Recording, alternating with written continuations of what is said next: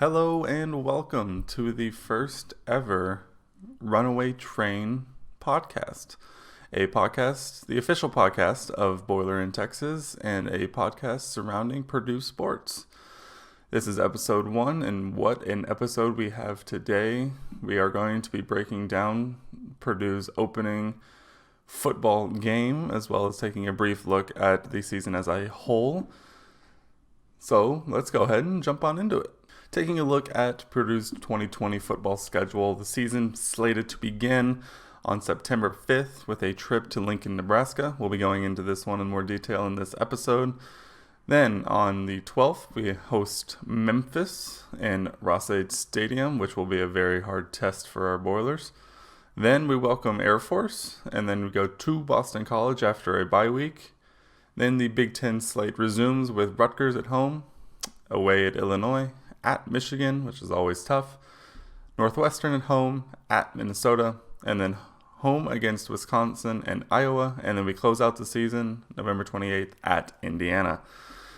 Quite a schedule for sure, with the opening game at Nebraska, definitely one of the more pivotal games of the season, as well as the other, definitely no gimmies in the non-conference as well, with hosting Memphis and Air Force, both 10-win teams a season ago, and a trip to Boston College, who went bowling last season.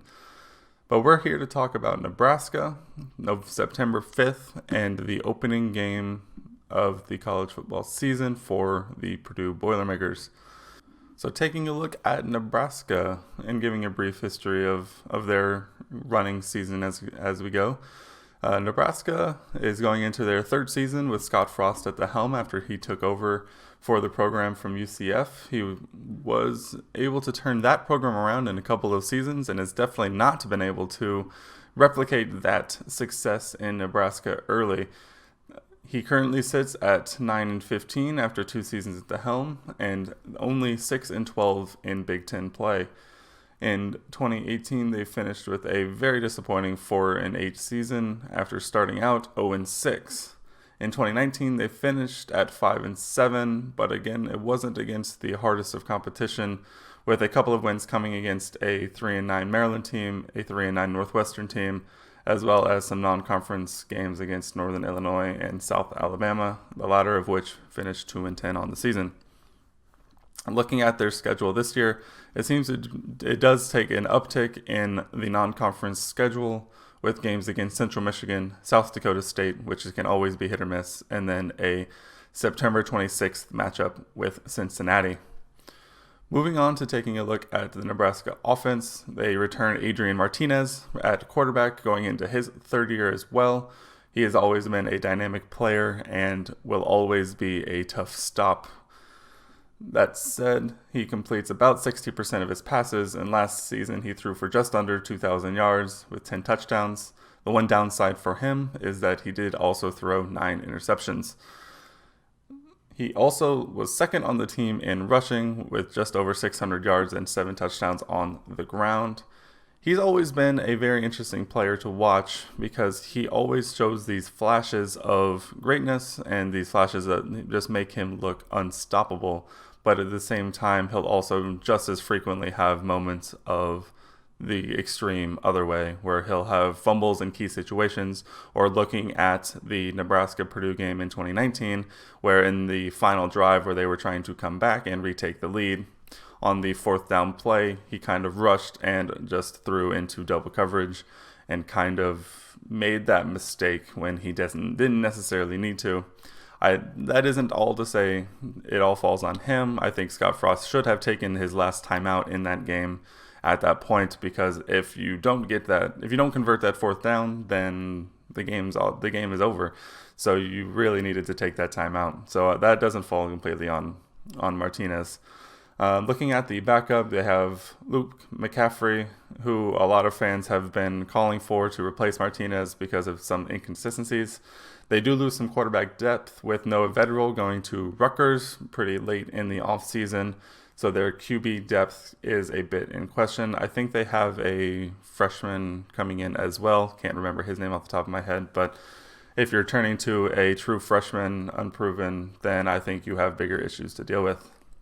Moving on to Dedrick Mills. Mills is returning again after rushing for 745 yards and 10 touchdowns a season ago.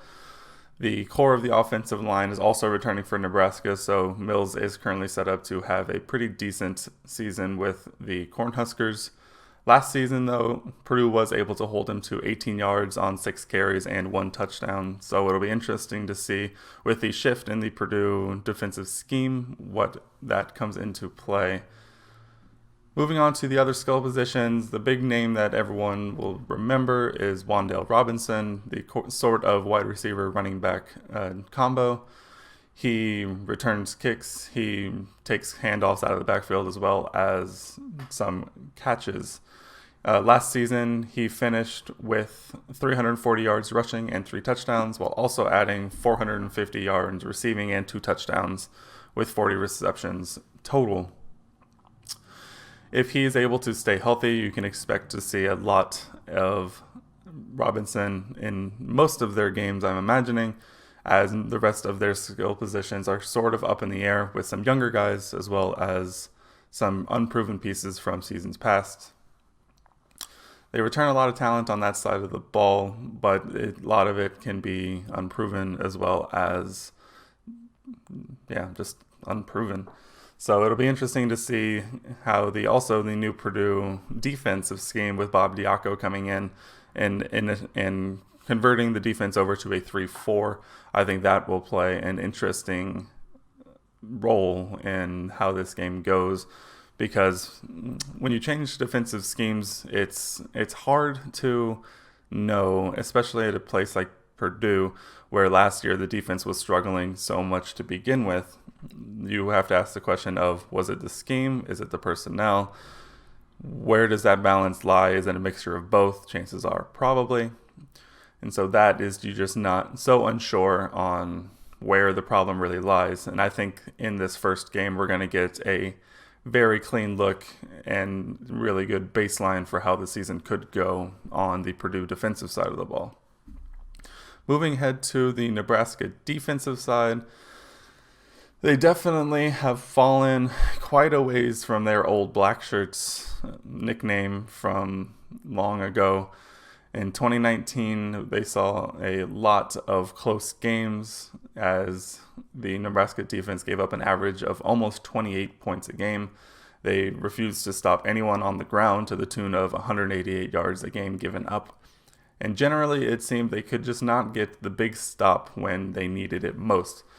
Their biggest loss on the season from personnel perspective is probably Khalil Davis, who was a very solid pass rusher for them, as well as a key piece. Looking at the linebacking position, which can be one of the most important positions on the defense, they have Will Honus, who is going to be their returning tackler going into 2020. In 2019, he recorded 73 tackles and 5 tackles for loss and a sack. Colin Miller will be next in line with 67 tackles and 5 tackles for loss and a sack and a couple of pass breakups. Those two should form a pretty nice linebacking core that they should be able to build and grow around. Moving on to the secondary, they do lose Lamar Jackson in the cornerback slot. Cam Taylor-Britt should step up into his role as lead cornerback. Last season, he had 49 tackles, 4 forced fumbles, and 3 interceptions.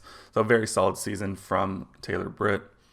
DiCaprio Bootle is a name that you'll hear some too, as he's routinely gotten playing time the last couple of seasons. And there's also senior Deontay Williams at the safety position, who will be returning after suffering a season-ending injury in the 2019 season opener. And then looking at the big boys up front, this is kind of where the defensive line or the defensive personnel for Nebraska is the most in question. They are in a bit of a flux with some turnover, so they'll probably be seeing some new faces. Damian Daniels is a name to remember. He is the younger brother to Darian Daniels, who, if you remember watching the Nebraska game in last season in 2019, he is the younger brother of, Darian Daniels is the nose tackle who almost took a Jack Plummer pick in the Nebraska game back at over almost 350 pounds and almost won him the Heisman. So joining Daniels along the line, the younger Daniels along the line, are most likely Ben Still and DeAndre Thomas. No names for sure have been given at this point, but that's kind of what to look for up front. The defense will definitely need to take a step forward for Nebraska if they're going to find success in 2020. Being able to score points is already in question with their offensive skill weapons, and the last thing they need is another defensive sieve as a defensive line.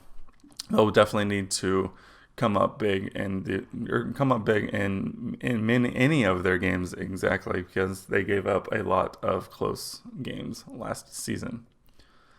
And then lastly, the Nebraska special teams.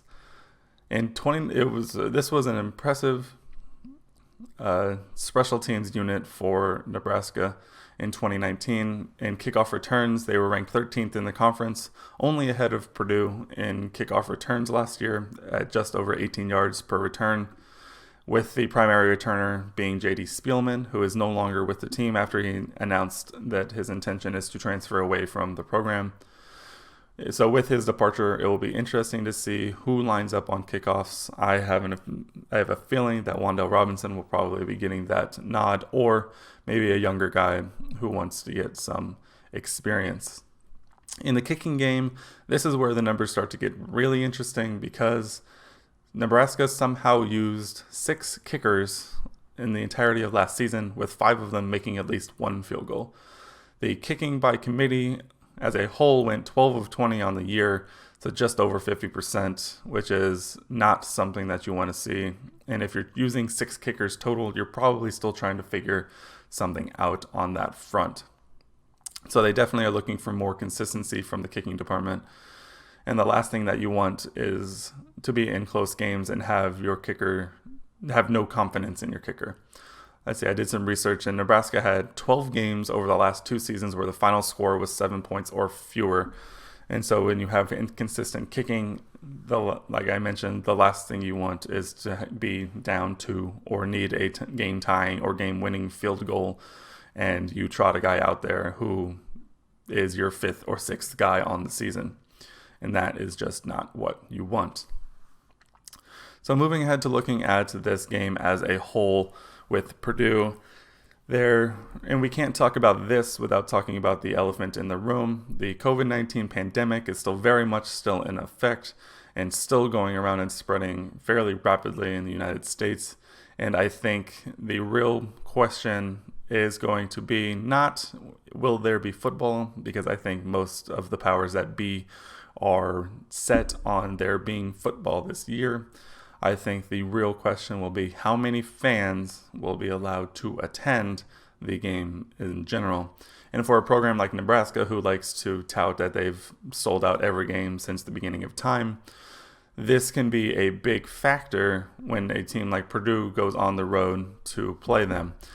The passing game always seems to translate fairly well, at least for Purdue, and when you have enough skilled weapons, I'm not so worried about them going into opposing stadiums to play.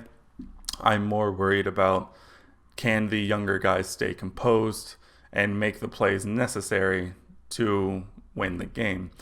And so going into a place like Lincoln and playing at Nebraska when they have a stadium that seats I think 100,000 plus, if then with this pandemic coming into effect and you're talking about maybe a 25% to 50% max capacity, that seems like a much more manageable crowd and will provide more opportunity for our younger guys to be able to settle in and not get as rattled early. And I think that's going to be very important, because I think this Nebraska game is going to be one of, if not the most important games on this entire season. It is a fairly evenly matched up game between 2 teams who are still trying to figure out the ins and the outs of being a more consistent program again. I know Nebraska has a history of being a national powerhouse, but they definitely have fallen far from that pedestal. And Purdue is still working on trying to get out of this seller mindset and coming out of this underdog mindset that they seem to have always had. And so going into the game against Nebraska, I think it's going to be very important to watch, one, the defense, because it will be the first it will be the first outing for the Bob Yakov 3-4 base defense, as well as both the offensive line as well as whoever lines up in the quarterback position for the Boilermakers. There is no gimmies right now in the quarterback position. We have Jack Plummer, who is coming off of injury, who took over for Elijah Sindelar after he went down last year. We have Aiden O'Connell, the walk-on turned scholarship quarterback last year, who came in and won a few games after Jack Plummer went down. There's also some incoming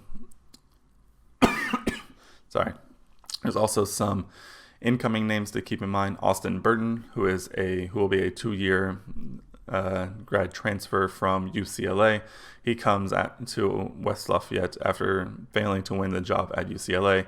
He will be a name to keep an eye on. Then there are also the previous freshman as well as incoming freshman Paul Piferi, who has been in West Lafayette for a year, who could potentially challenge, as well as an incoming freshman Michael Alamo. I think I'm saying that name right. So there are a lot of names in the Purdue quarterback room, who I think is a great thing because, as we all know, competition breeds the best, and the cream will rise to the top. And so whoever comes out of camp, I will have my 100% full support.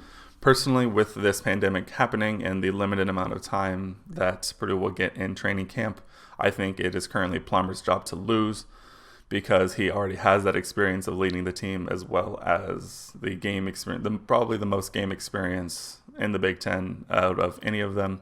So I think it'll be Plummer's job to lose. And so we really need him to show the play that many thought that he would bring in immediately. I think it'll be nice for whoever to come out, utilize a lot of the offensive weapons to the best of their ability, and be able to settle in that way. I think Purdue is very spoiled in the fact that we are getting a healthy Rondale Moore, who we've been told has only gotten better and more athletic. We have the return, so we have Rondale Moore, freshman All-American, going into his 3rd season. We have David Bell coming fresh off of his 1,000-yard freshman All-American season. We have Ahmad Anderson Jr., who was a very, very solid piece and was always a consistent and confident guy. There's Milton Wright, a younger guy who got some run last year. There's the incoming freshman Malik Carr, who is a massive human being who's going to demand a lot of space. There is TJ Sheffield, who's coming off of a red shirt. There is Marcellus Moore, the speedy do-it-all back, who's currently tearing it up for the Purdue track team. The names go on and on, not even to mention the tight end spot, who will either go down between Payne Durham, Stidham, or Garrett Miller. So the tight end position I'm very confident in as well. Purdue has always utilized tight ends pretty effectively, and so I'm not worried about them. So all the quarterback for Purdue needs to do is get the ball into the playmaker's hands and utilize the offensive genius that is Jeff Brom. And I think the Purdue offense will have a lot of success this year. The offensive line for Purdue is a bit of a question mark, as it has seemed to be for the last few years. A lot of returning pieces, but I think that the Purdue offensive line is going to have to play better this year, and you can say that anytime, but they have to be able to generate some run game. Oh, how could I forget King Daru, as well as the incoming freshman Tyreek Murphy. We'll circle back to them in a second. But the offensive line is going to be one of the most important groups on the entire field for Purdue at any given point. The defense can be what it's going to be, but if Purdue doesn't get solid line play on the offensive side of the ball, I think we're in for a lot of problems this year. And I think that's why we've seen Jeff Brom kind of take a step back on his quarterback recruiting standard. He, in the past, has shown that he prefers the bigger, taller, stand-in-the-pocket pro-style quarterbacks. But now we've seen him sort of shift towards more dual threat, guys who can get out of the pocket and extend plays and make things happen. with the addition of Austin Burton, and I think Jack Plummer can be that as well as the recent commit Samuel L. Jackson. So will be interesting to see if that plays a factor on who comes out of camp, as well as going forward in recruiting. But yes, the offensive line needs to play better. Coming back towards the Nebraska game, the matchups it's going to be interesting. I think this is going to be a game of who blinks first. Personally, being the first game of a new base defense for Purdue gives the Nebraska offense a bit of an edge, I think, with the shortened offseason or shortened training camps. And I think the Nebraska defense, while they may feel like they do, does not have the defensive secondary to challenge Purdue's weapons. And with the flux and turnover of their defensive line, I think Purdue's piecemeal offensive line should be able to hold their own enough for the skill position players to do their thing. And that is and so the skill positions are really going to be where it shines for Purdue on the offensive side of the ball. It really puts the defenses into a bind because you have to ask yourself the question, okay, are you going to put Rondale Moore one-on-one against a cornerback? No, you're not going to do that because he will beat you. Okay, so you're going to double Rondale Moore or bracket him, or you're going to assign 2 or more players to Rondale Moore. Okay, so who's going to guard David Bell, who has routinely shown in 2019 his ability to make impressive catches as well as generate space and just generally have the awareness that you need to be another number 1 guy. Are you going to put him on one-on-one? Well, good luck, because he's probably going to come down with more of those 50-50 balls than your cornerback. Okay, so if you put more guys on him, who's going to cover the tight end or King Daru or Tyreek Murphy out of the backfield? There's so many weapons at any given point on the field for Purdue that it's really going to put defenses into a bind. And I think it's going to force a lot of defensive coordinators, a lot of nightmares when it comes to lining up opposite them. And I think just the threat of the pass game will allow Purdue to have a more consistent run game. Because when you put Rondale Moore on the field with David Bell, with Payne Durham, for example, at tight end, with Ahmad Anderson on one side, as well as, that King Daru out of the backfield, where are you going on defense? Because David Bell can eat you up. Rondale Moore will put you in a blender. Payne Durham will always find that soft spot in a defense when you're so focused on the other pieces. Ahmad Anderson has shown an ability to go up and make some plays. The King Daru has shown some shiftiness out of the backfield as well as a receiving back. When you have all of these thoughts in your head, it really, I think, will occupy a lot more space in defensive coordinators' minds than the run game. That's so much so that when you line up, 4 receivers and Daru out of the backfield, I think that really opens up a chance for some delayed handoffs or some sweepers, or maybe even, depending on who comes out of camp, some options. Purdue needs a run threat this year, even if it's just a moderate run threat. Purdue had no run threat last year. It sort of picked up towards the end of the year, but Purdue's running game has always been swing passes or screen plays. And Purdue will really need more consistent success from the ground to truly take advantage of the weapons they have at the receiver positions. So in terms of a prediction for Nebraska, I think this could go either way. It being in Lincoln definitely doesn't give me much confidence. Purdue has always struggled in season openers, not having won one since Jeff Brom took the helm. But he has shown an ability to go into Lincoln and get a win, as we saw in 2018. But this is tough. With the shortened training camp, even if it does give Purdue a bit more of at least close the gap a bit more in terms of the atmosphere in Lincoln, Purdue has really struggled in season openers, as we've seen in the first 3 years.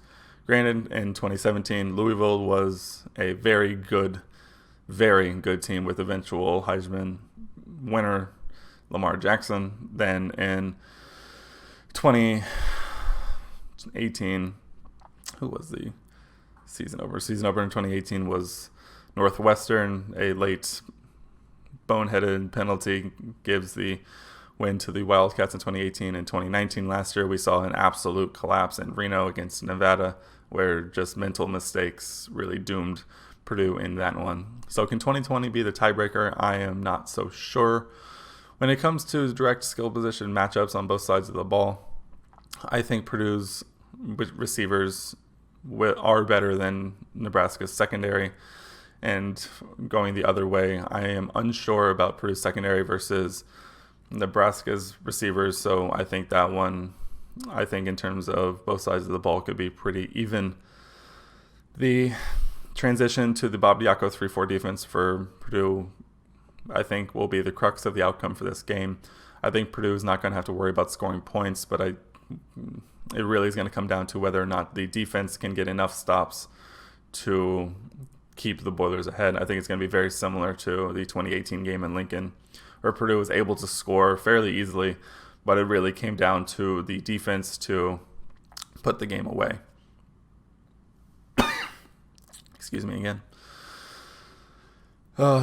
So in terms of final score, I think Purdue comes out with the win just due to their offensive weapons. I think Purdue will score more points, and if this ends up being a 48-45 Purdue win, I would not be surprised.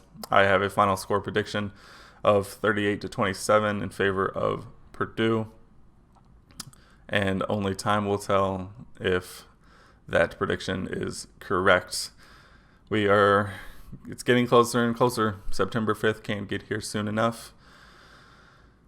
This has been the first episode of the Runaway Train Podcast from Boiler in Texas. I hope you enjoyed it, and stay tuned as we continue on to the next game in the schedule, as well as the rest of the schedule, starting with the Memphis Tigers next week. Be on the lookout for a write-up preview for Purdue's first home game of the season against the Memphis Tigers, as well as the second episode of the Runaway Train Podcast next week as we look ahead at Memphis.